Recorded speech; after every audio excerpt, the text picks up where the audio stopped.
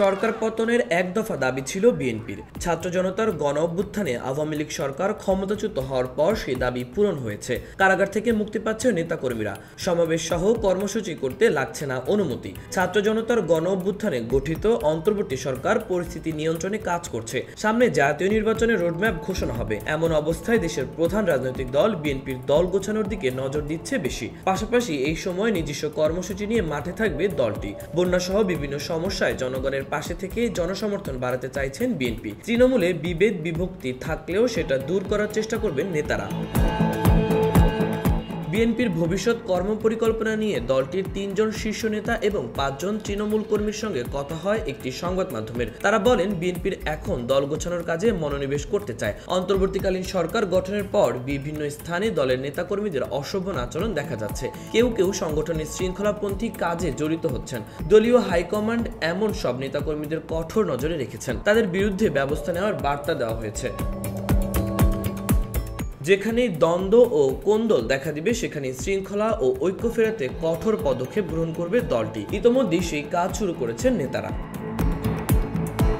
সম্প্রতি ফরিদপুরে বিএনপির দুপক্ষের সংঘর্ষে একজন মারা গেছে, আহত হয়েছে বেশ কয়েকজন। কেন্দ্রীয় কৃষক দলের সাধারণ সম্পাদক শহীদুল ইসলাম বাবুলের নিজ এলাকায় আগমনকে কেন্দ্র করে নগরকান্দায় উপজেলা সদরে এই সংঘর্ষের ঘটনা ঘটে।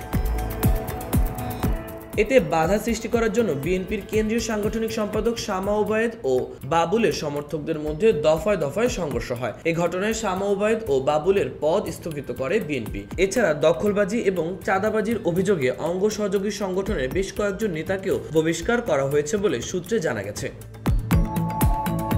বিএনপির স্থায়ী কমিটির সদস্য আমির খুসরো মাহমুদ চৌধুরী বলেন, বিএনপির রাজনীতি বাংলাদেশের জনগণকে নিয়ে, তাদের ভালোবাসা এবং আস্থা নিয়ে আমরা রাজনীতি করি। আমরা জনগণের আস্থা অর্জন করতে চাই, আর আমরা এখন দলের সাংগঠনিক কাজ করছি। এটা চলমান থাকবে। এর বাইরে নির্বাচনের জন্য আমরা সরকারের সময় বেঁধে দিতে চাই না।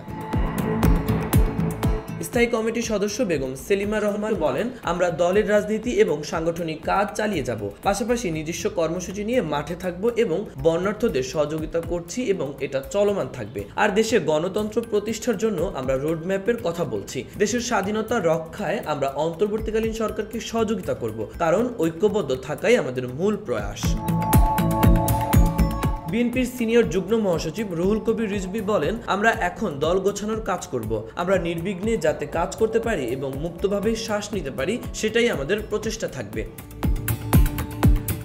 ওদিকে অন্তর্বর্তীকালীন সরকার শপথ নেওয়ার পর থেকেই তাদেরকে সময় দেওয়ার কথা বলছে বিএনপি। তবে সম্প্রতি যৌক্তিক সময়ে নির্বাচনের দাবি জানিয়েছে দলটি, কিন্তু কোনো নির্দিষ্ট করে সময় বেঁধে দিতে চায় না বিএনপি। নেতারা বলেছেন, জনগণের ভোটে নির্বাচিত প্রতিনিধি নিয়ে রাষ্ট্রীয় সংস্কার করতে হবে। নির্বাচিত প্রতিনিধি ছাড়া রাষ্ট্র সংস্কার সম্ভব নয়, কারণ কয়েকজন মিলে সংস্কারের উদ্যোগ নিলেও তা কার্যকর হবে না। এজন্য জনগণ নির্বাচিত প্রতিনিধি দরকার। তবে এই সরকার কিছু সংস্কার করতে পারে বলে মনে করছে বিএনপি। বিএনপির মহাসচিব মির্জা ফখরুল ইসলাম আলমগীর বলেন, এই সরকার অন্তর্বর্তীকালীন সরকার কাজ করার জন্য এসেছে।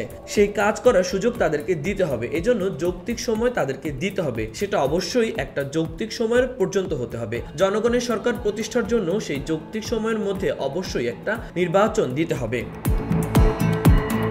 মাহবুবুর রহমান ইমন, খবর সংযোগ।